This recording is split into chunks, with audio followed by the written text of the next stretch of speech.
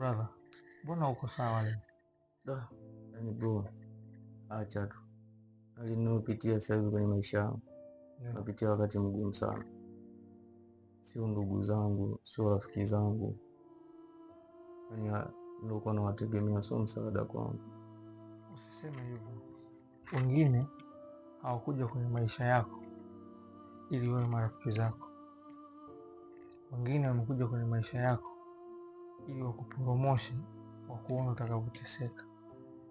Kwa hiyo jifunze kuishi maisha yako. Ndio, maisha yako hujengwa na wewe mwenyewe, sio rafiki yako, sio ndugu yako. Kwa hiyo jikubali na wala usiwe na huzuni. Pambana wewe mwenyewe. Ni sawa bro, lakini hata nilikuwa nawategemea inauma sana. Najua inakuuma sana, lakini mafanikio yako hujengwa na wewe mwenyewe. Haujenga mafanikio yako. Kwa hiyo usikate tamaa, pambana mwenyewe. Najua itakuwa ni ngumu sana kwa mwanzo, lakini mafanikio yako, usikate tamaa.